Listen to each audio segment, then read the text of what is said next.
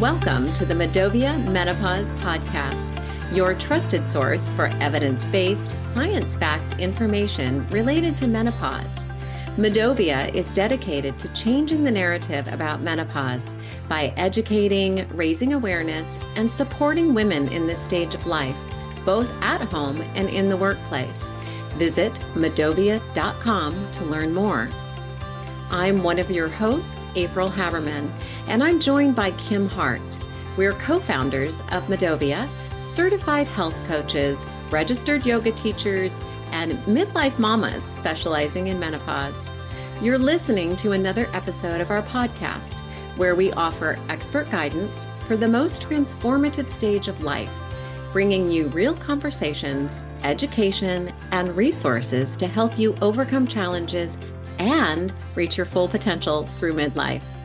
Join us and our special guests each episode as we bring vibrant, fun, and truthful conversation, and let us help you have a deeper understanding of menopause. Today we have Rachel Braun-Scherl joining us.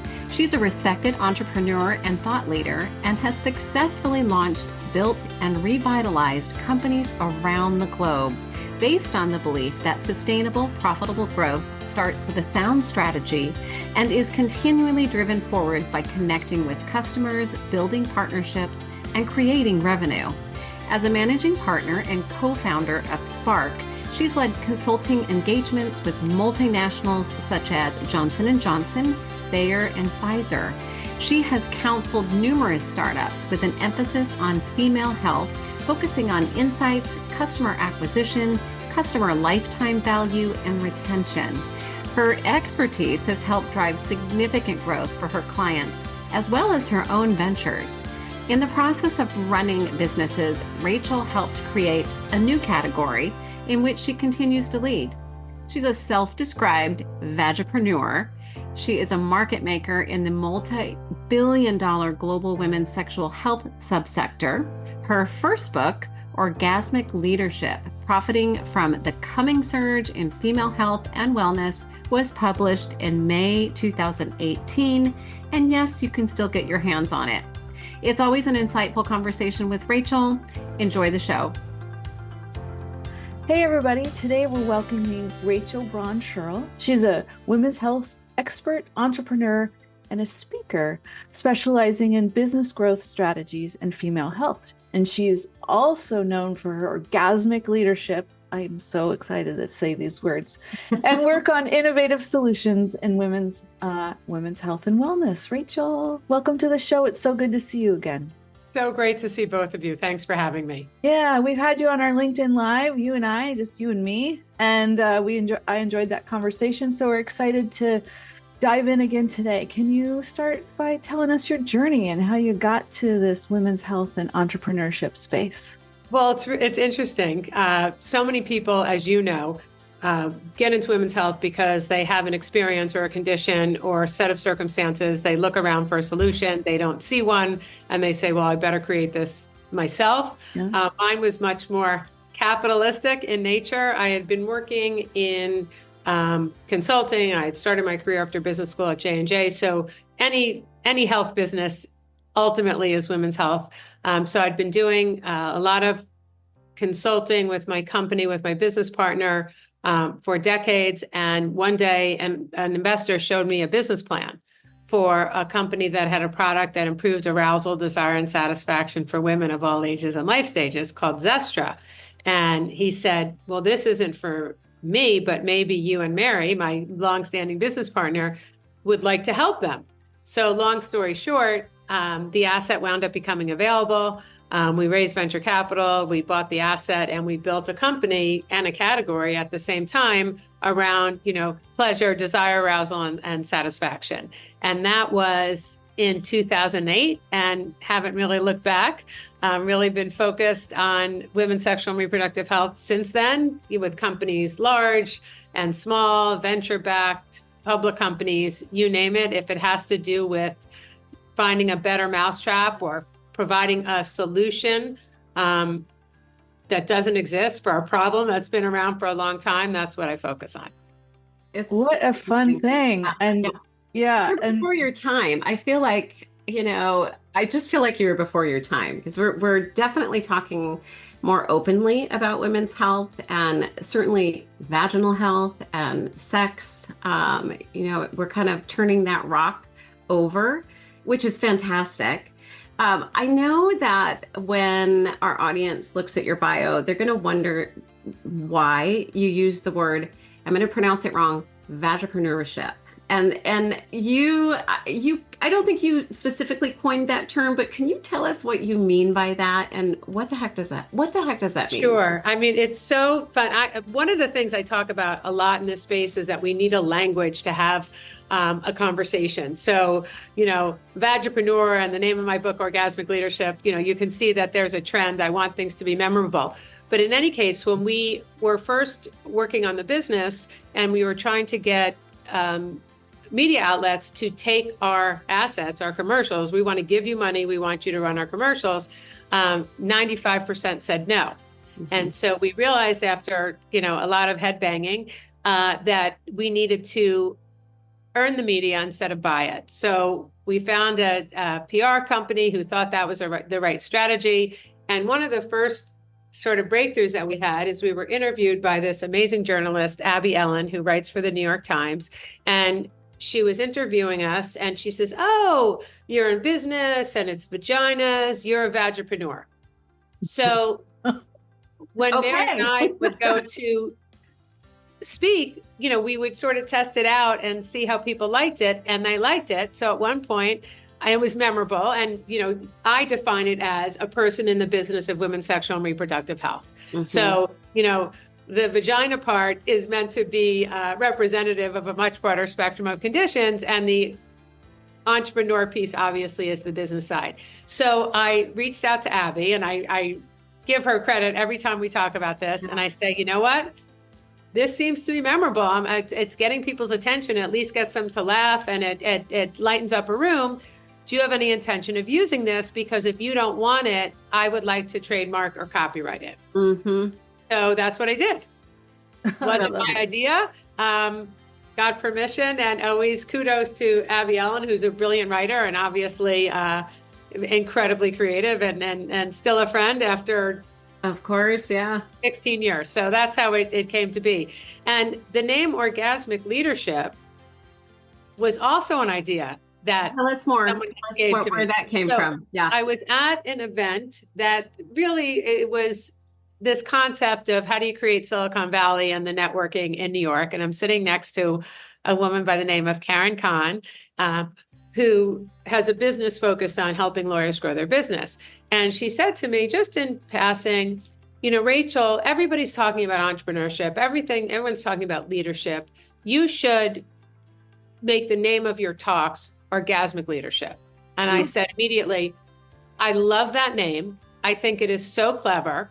But, I'm speaking, I've had this experience where companies will hire me to speak and they'll say, we want you to talk, but you can't say the word vagina, or you can't say the word sexual. I said, so, when I speak at J&J or at, NFL teams, they're not going to hire me to speak about orgasmic leadership, but I think it's a great name for a book. And there were probably 2 or 3 years between that initial conversation and when I actually published the book, because I needed the idea to come to me as to how I would bring that to life. But that is, again, it's great to have smart people sitting next to you. So that's how I got that name. And I really like, in this space, it's not hard to get people's attention for sure, but it's really important to get it in a way that you can continue the conversation and not that you sort of like stun them into silence. Right. We had this experience, Mary and I, many years ago, where we were speaking about the business at the Harvard Club in New York. And we said the word vagina, and honestly, you could have heard a pin drop. And so one of our claims to fame is that we think we're maybe the first or the only people to say the word vagina publicly at the Harvard Club of New York. So what a badge. You know what I love? And this is just a side note. I love this conversation. We could probably spend the entire podcast just telling stories, but I love when I'm going through the grocery store line and someone just random conversation just says, hey, what do you do? No, what do you do? You have much friendlier grocery store tonight, Joe. You just keep going. Yeah. Well, you know what it is. I have these bags that my friends in Eswatini, Africa made. And it's always a conversation piece because they're like, oh, these are so beautiful. Where did you get them? And then the story goes on how I've been over there and set up enterprises. And then the question is, what do you do? Right. I love that question and I love answering it. Right. Oh, well. I mean, it's a setup. It's like raw meat. I talk about menstruation, menopause, sexual reproductive health, vaginas. What would you like to talk about? Silence. And then when they catch their breath, you then have a person who wants to learn more. 100%. Yeah, it's fantastic. Well, we love what you do. And there are a lot of companies now that there is more buzz about women's health, which thank goodness there is. That want to enter this space. And I'm just wondering from where you sit, if you can share with us what some of the biggest challenges are that companies face in this space as they try to bring innovative solutions to the table. Yeah, well, so it's a big question, and we could talk about this a lot. You know, one of the jokes is, and you guys have been the beneficiaries of this, I think, with the work that you're doing, you know, it seems as if the New York Times discovered menopause like 2 years ago. Before that, it didn't exist. You know, millions of women are going through this transition since the beginning of time, but now it's real if it's been in the Times, which is, by the way, great because it creates conversations. So I think one of the challenges is really finding a solution. The problems are everywhere. There are conditions, obviously, we all use the language, things that affect women only, differentially, or primarily. So there's a plethora of problems to solve. And I don't think the problems are new.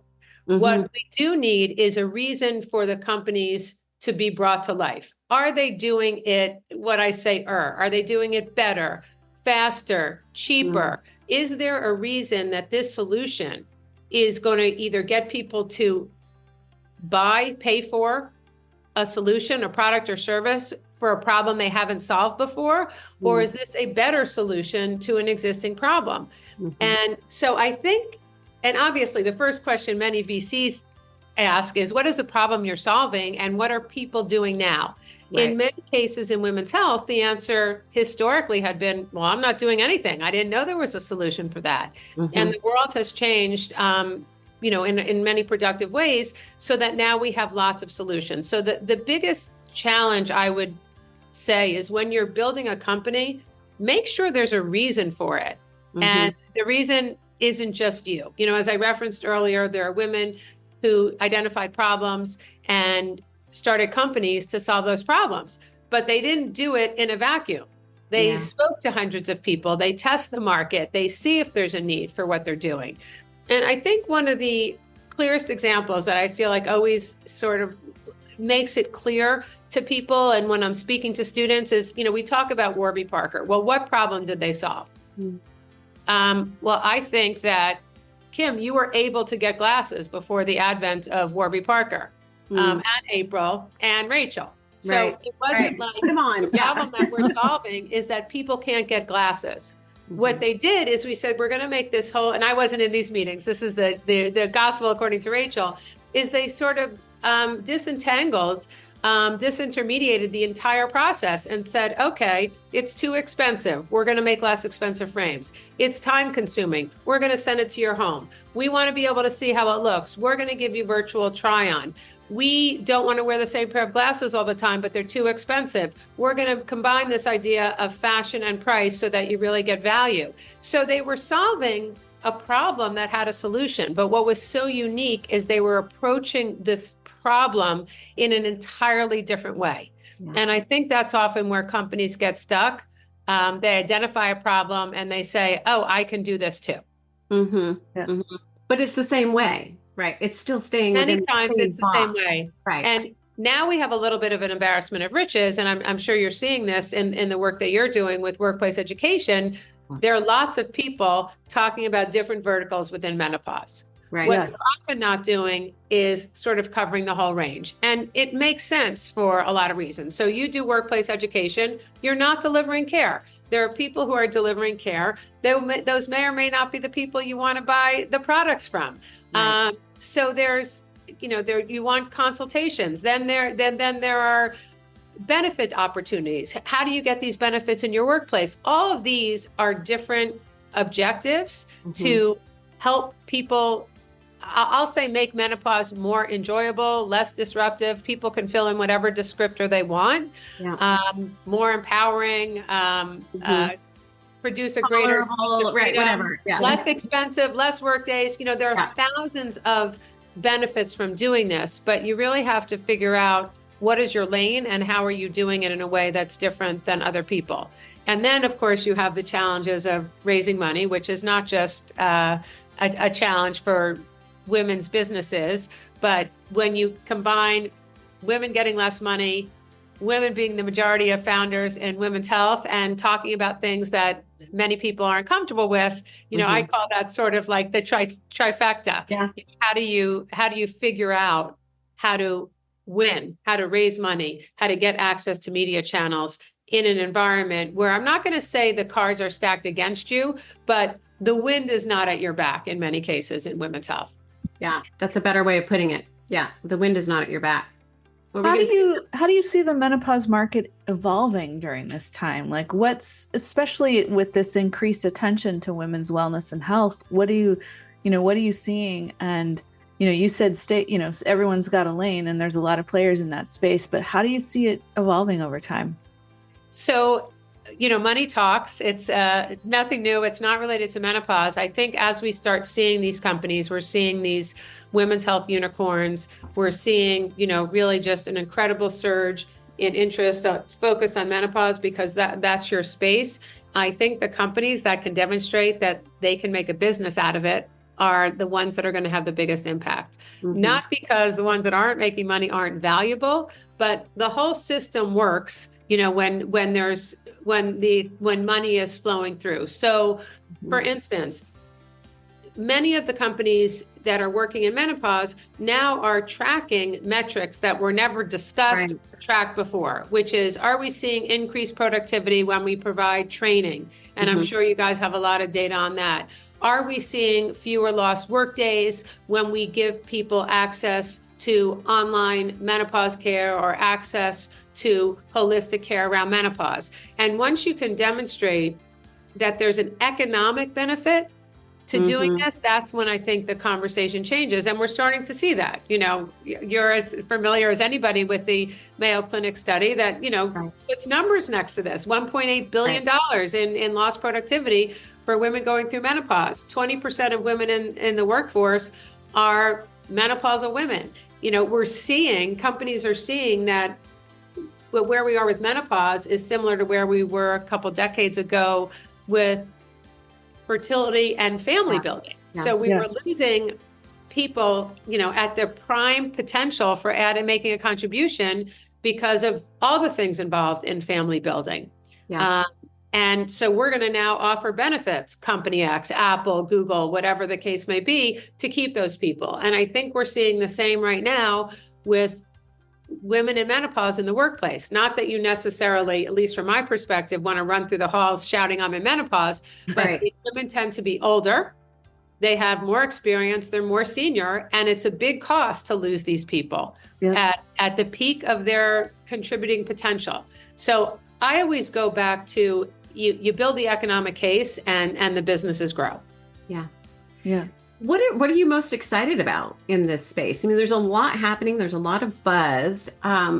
What's most exciting for you? That's either on the horizon or maybe on the burner right now. Well, it's going to be boring, but I'm really excited about the data that says there's economic benefit to do this. And so that, the telehealth companies are gathering a lot of that. The benefits companies are gathering a lot of that. So I'm really excited that you don't have to continue to prove that this is an opportunity, and when people say it's a niche, I haven't done math in a long time, but I was a mathlete in high school. I mean, if I look at menopause and I say 1 out of every 2 people walking on the planet experiences this, it can last 7 to 15, endless number of years. And there are dozens of symptoms, all which require different treatment or different attention. That to me looks like the biggest category that I've ever seen. So we have to chip away at showing that taking care of women is good for business. And I think we saw that. So that's not a sexy answer, like this crazy gadget or, this No, thing. it's a great but answer. I love that answer. I mean, you're preaching to the choir here, right? I mean, how many times with organizations do we have this same conversation to try to convince them that it's the right thing to do and that it is smart financially to bring in menopause programs within an organization? We're still having those conversations, which is shocking to me because there is data out there. It's not a secret anymore. No, it's not a secret. We have the WHAM study, we have the McKinsey study, we have the Mayo Clinic study, we have the Deloitte study, we have the Accenture study. I mean, there are lots of companies with a lot of credibility who are now saying, this is huge.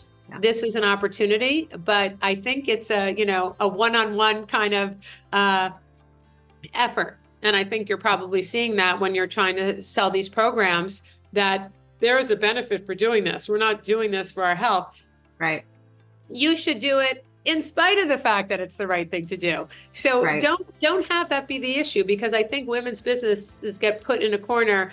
Oh, it's the right thing to do, but there's no business model. Lead with, here's the business benefit. Right. Yeah. Right. And oh, by the way, it's the right thing to do. And it's the right thing to do. And companies, I've spoken to companies, insurance companies, companies that are on the most admired places to work, who say they're now using their benefits as a way to attract and keep talent. Absolutely. I mean, back in the day, when you were going from company to company, you weren't looking at that. I should speak for myself. I and many of my peers were not looking at that. It wasn't a competitive advantage. Now it can be a competitive advantage. And people can choose to stay because of the breadth and depth of the benefits, or they can choose to leave. It becomes another decision criteria in deciding about where you want to work. I think 100% it does. And we are looking for that. We want that support. And it's not looked down upon for us to change positions like it used to be. I mean, 15, 20 years ago, if my resume had 2 years of experience at an employer and then I hopped to another employer, that would have been questioned. But I don't think it's questioned anymore. Not as much, maybe a little bit, but not as much. So I think the Gen Zs and millennials have said, we're clearly not interested in staying a place for our entire lives. Right. And, in my own experience, having conversations with young people, I would never give someone advice to leave in under a year or 2 years, because that's sort of how we were trained, but it's not the case anymore.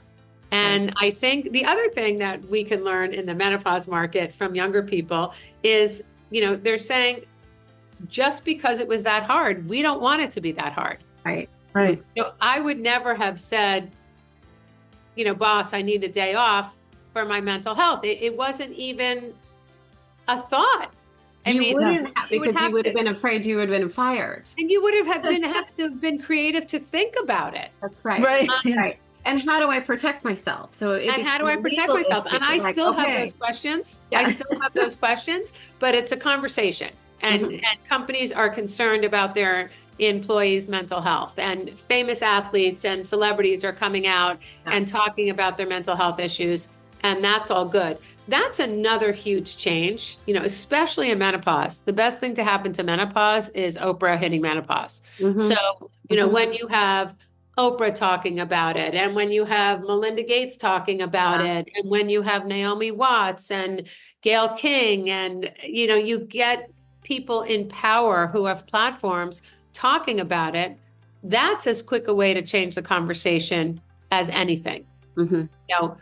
Take these people who are crushing it. No one would look at them and say, well, clearly menopause has slowed them down, or age has slowed them down. I mean, I happen to have been one of these longstanding diehard fans of Oprah. And the first article that I wrote that got some attention was How to Find Your Leadership Voice, because Oprah's is already taken. Decade after decade, she creates new industries. She revitalizes old industries. And so it's so powerful when someone like that, who is a self-made billionaire, who didn't come from, huge opportunity and certainly not financial security, who did this. And oh, by the way, she did this while she was experiencing menopause, or she did this when, she didn't have someone helping her. And so I really think it's so important that we have the businesses, the economic data, and influencers. Celebrities were our original influencers. They might not be using it the same way as the younger influencers are, but it matters. It matters when people are talking about this. It matters when Dr. Ashton gets on ABC for the past many years and brings up discussions on menopause. It matters when Brooke Shields, launches a documentary about how about her life when she was, at least for people my age, the most famous person on the planet, the things she's experienced. All of that makes a difference for the discussion. It does. It opens. We're grateful for all of them, really. Yeah, absolutely. Leading the way, for sure. Yeah. Makes the conversation more direct, right? We don't have to circle around it in any way. We can go right to the point. And I get a little tired of words like empowered, but it's so often. Yeah. But if you look at people who are in power, like some of the ones that we were just talking about, you would have to do a lot of work to say these people aren't at the top of their game. Right. Oh yeah, for sure. Right. And I read a statistic the other day where people need to hear it 250 times before they take it on and totally believe that this is a thing that we need to, whatever. Is that statistic menopause specifically? No, just general. Because it used to be 10 or 12 times when we were doing advertising, TV advertising. It's now with, now with all of the social media and all that, I think the truth problems that we're having, for lack of a better word, like people always believing the truth, it takes a little bit while longer for people. Right. And you have so many different sources of information coming at you. Like, I happen to love old classic movies and quote them. And I, have people who've worked with me who said, Rachel, you can't tell people lessons by quoting, movies that you loved. And I'm like, well, just watch me. And I'm thinking about, why everyone knows the lines to Animal House, or why everyone knows, scenes from Risky Business, or, Wedding Crashers is obviously a lot newer. And, those run once a year and everybody watched them. We didn't have, not to date myself, but you didn't have 10,000 choices. I remember there was once a year when The Wizard of Oz was on. And if you wanted to watch it, you had to watch it then.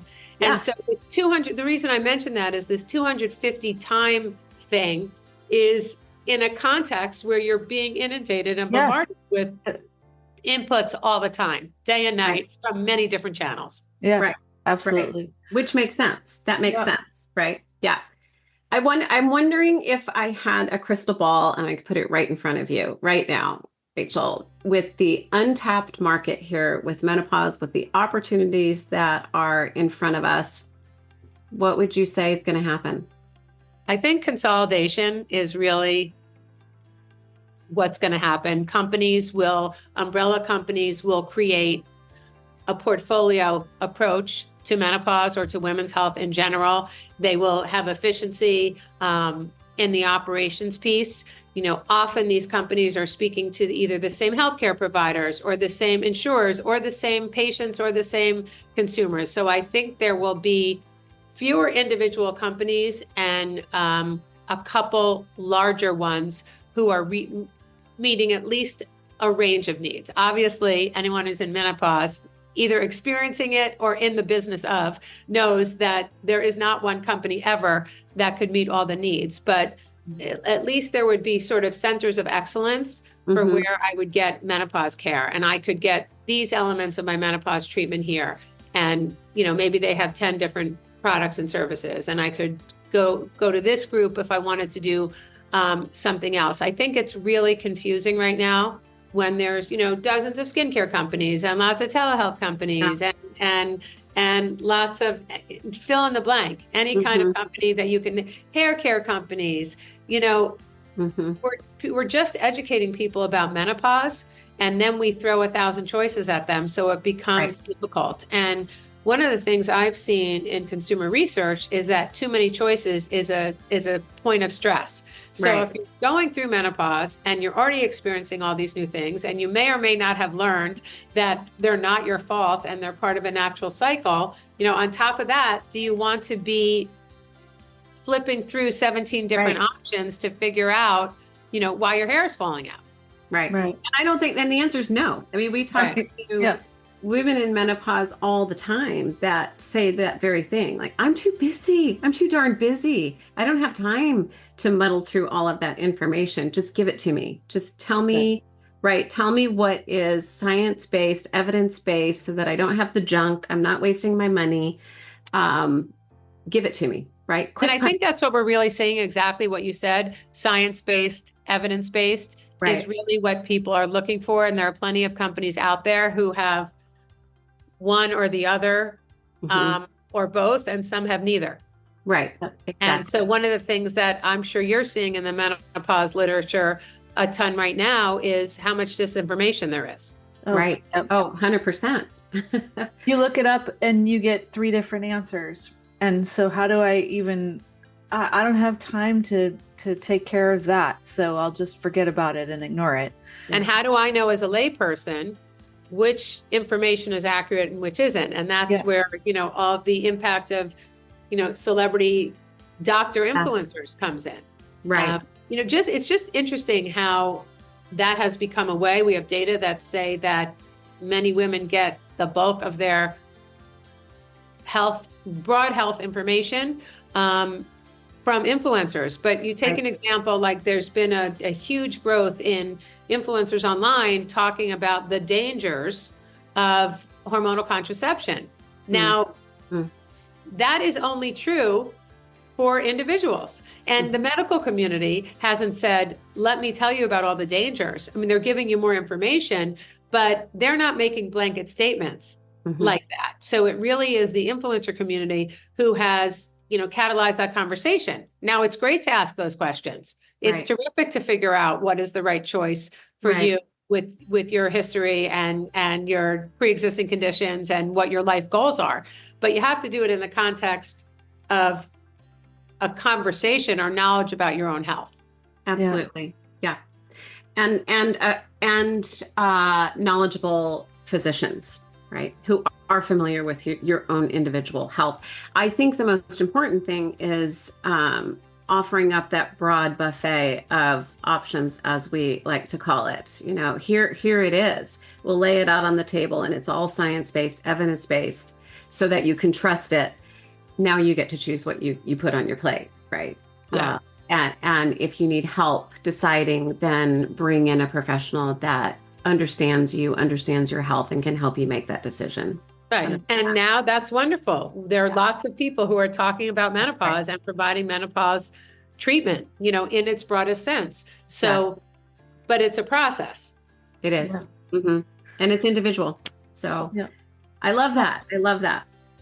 Well, I love this conversation. And we could go on and on, because we before we went on record, we were like, we better start recording because we have so much fun talking with you, Rachel. But is there anything else that you'd like our audience to know about what the work that you're doing, this space, and how can they find you if they're interested in knowing a little bit more about what you're doing?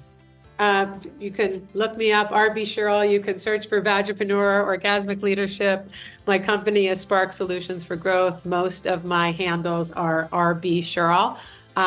Love hearing from people.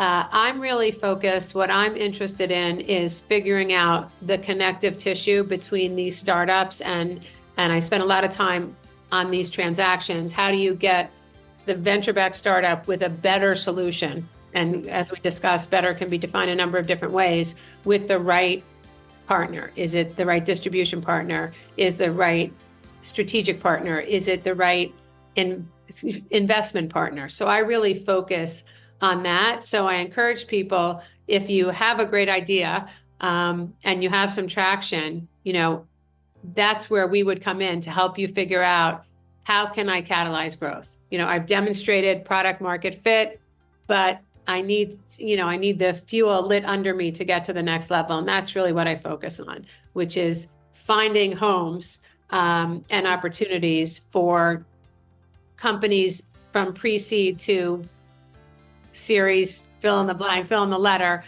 in women's health, so that they can at least be in a position to offer solutions and drive their customers to engage in transactions. Because, I'm a broken record, but without the economics, a business that doesn't make money is a very expensive hobby. Yeah, that's right. Absolutely. That's right. We'll put all of your links in show notes as well. But we always end our podcast with a little bit of fun. So we're gonna do a little rapid fire here to get to know you I love this. better. I always wanted to be on a game show. Okay, well then here you are. Here you are. Yeah. Oh, easy peasy. I'll start. What's your favorite indulgence? Watching classic comedies for hours on end. I love that. We all need to laugh, actually. So you have to laugh a lot in women's health. Yes, you do. Oh my gosh. You laugh and cry, right? I mean, it's a roller coaster ride. What do you do for fun? I exercise, I travel, I play pickleball. You're pickleball. I have a big extended family that I love being with. It's fantastic. You're blessed. What's your favorite season as we're switching seasons right now? What's your favorite season? I have to say, I've always loved fall. I've lived in the Northeast my whole life, and I love the 4 seasons. I like winter. Fall is my favorite because it's, it always reminds me my kids are out of school now, but sort of the rebirth and starting again and school supplies and sweaters and leaves falling, and just it feels like a time of opportunity and renewal. So I love the fall. Mm-hmm. School supplies. I was one of the loons who love that. Wow. I'm terrified at a Home Depot. Put me in a Staples and I'm in my element. Like golden, yeah. I got it. Yeah, all the highlighters. Yeah. Oh, perfect. And the advancements in stickies is just phenomenal. I mean, let's not even talk about that.